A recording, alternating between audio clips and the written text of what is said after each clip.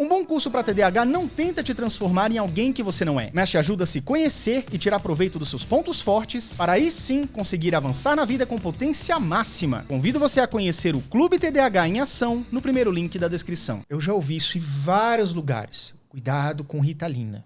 Ritalina, anfetamina, cocaína. É a mesma coisa. Cuidado. Aí pode uma caveira assim, entendeu? Cara, o que você tem a dizer com essa frase que eu falei pra você? Acho o que acontece, né? O fato da Ritalina e da lisdexanfetamina, né? Do Venvanse ou Juneve, serem tarja preta, né? E terem a receita amarela, da receita controlada da vigilância, faz com que as pessoas tenham aquela coisa, tem risco de dependência. Cria todo esse mito na cabeça das pessoas, como se a lisdexanfetamina fosse igual ao efeito da cocaína. E já teve podcast que até médico falando isso, né? Fala, infelizmente. E viraliza, né? Viraliza. Porque as pessoas gostam de usar isso como um... Tá vendo? Um pretexto para não usar a medicação. Né? Tipo, viu? É por isso que eu não faço tratamento. Porque tem o risco da pessoa viciar. O que acontece? A Ritalina, quando ela foi formulada em 1950, a propaganda dela na revista... E ela virou Ritalina porque a esposa do farmacêutico chamava Rita. Era para ela aumentar a performance dela no tênis, no esporte. Então, a Ritalina surgiu com o objetivo de aumento de performance. A origem da Ritalina é muito errada. Mas o objetivo no final foi alcançado. Então, eu acho que vem um pouco dessa questão... Por algum motivo acabou vindo, mas tipo efeito secundário, né, digamos. Como efeito secundário, ela ficava mais disposta, né? Tipo, energizava ela para jogar melhor. Então, veio assim, a propaganda da Ritalina veio muito com essa coisa do render mais, de aumente sua produtividade. Isso, assim, em 1960 nos Estados Unidos. É outra época, né? Era uma época que até tinha propaganda de cigarro falando assim, aumente seu desempenho esportivo. E o cara com um cigarrão na mão. Meu Deus! Exatamente, assim, os filmes, os mais bonitões e as mais bonitas, tá tudo fumando, era sexy fumar. Então, assim, a gente precisa entender de onde veio pra gente saber de onde que vem esses pensamentos, né? A gente veio daí. Depois de inúmeras pesquisas de meta-análise provando o tamanho de efeito da Ritalina, o tamanho de efeito do Venvanse, e o quanto que isso o tamanho de efeito da Ritalina ou do Venvanse é maior do que qualquer outra medicação dentro da psiquiatria.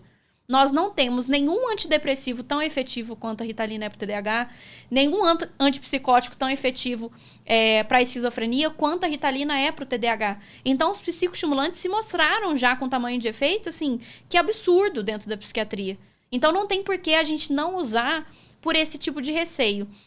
Eu acho que o receio maior vem por conta dessa parte de pessoas que não têm o transtorno, usando a medicação, usando de forma inapropriada, por exemplo, fazendo uso inalatório do Venvanse para ir para balada. Já me relataram isso. Uso indevido da medicação, né? Uso não prescrito da medicação, e essas pessoas ficam dependentes dessas medicações, tanto emocionalmente, psicologicamente, quanto da parte química mesmo. Mas elas estão fazendo uso indevido. É a mesma coisa que eu falar assim, Rivotril é o maior veneno. Parem de vender, parem de comprar. Gente, o Rivotril é importantíssimo para crise de pânico. É importantíssimo com o paciente que está internado e tem agitação psicomotora. O problema do Rivotril é que as pessoas usam de maneira indevida. Foi prescrito lá em 1990 para uma depressão pós-parto e a mulher continua usando em 2024. Tá 30 anos usando a mesma medicação, ninguém tirou. Então, o problema é a medicação?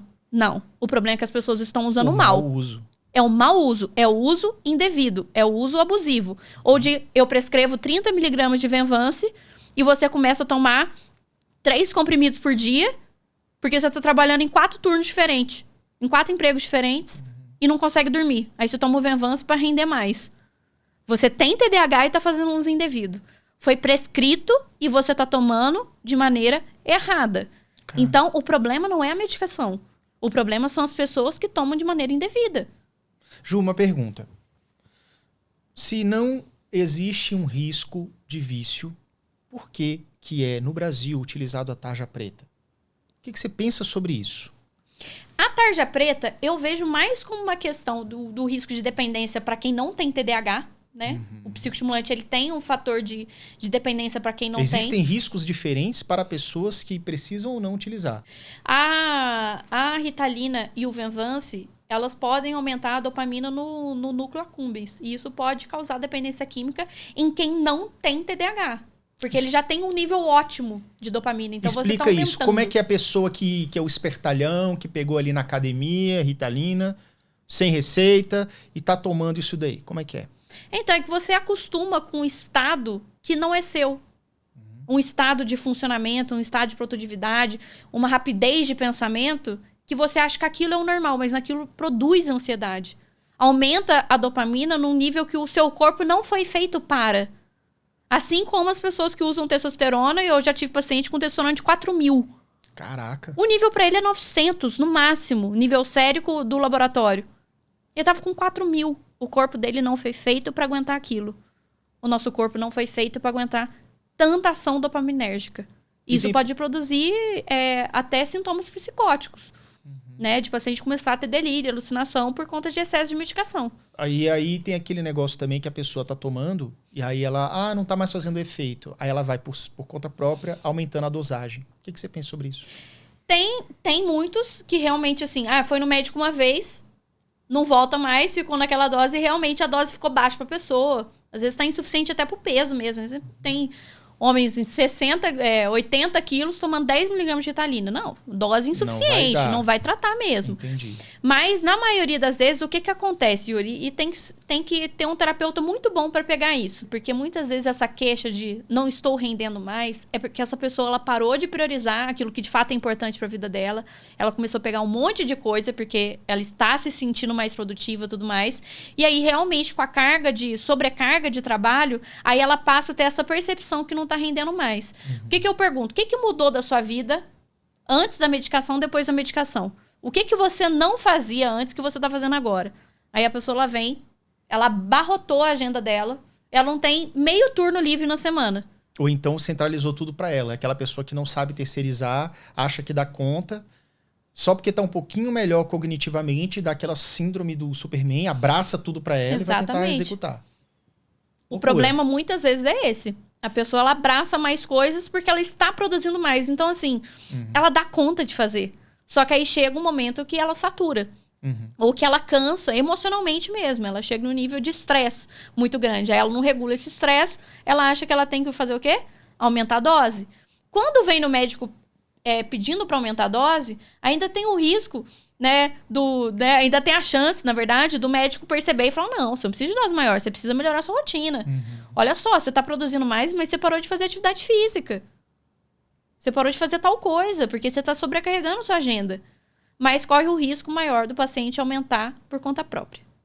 Ou seja, e é muito comum isso, a pessoa achar que precisa aumentar dose ou chegar no médico já pedindo, então, doutor, me dá uma dose maior porque não está dando efeito. Então, na verdade, até o próprio especialista mesmo que esteja vendo a gente, é importante que avalie com critério, reforçando isso, né? Que avalie com critério a situação individual de cada paciente. Porque cada paciente é único e também tem que ver essa questão que está por trás. E aí aumenta a dose, o paciente já não dorme bem. Aí não tem o sono reparador, aí no outro dia já fica cansado. Aí, então, assim, tem uma série de fatores que faz com que as pessoas tenham uma evolução até certo ponto, depois para de evoluir. Mas geralmente é porque essa pessoa foi mudando o estilo de vida dela ou foi abarrotando a agenda dela ao ponto dela não dar conta mais.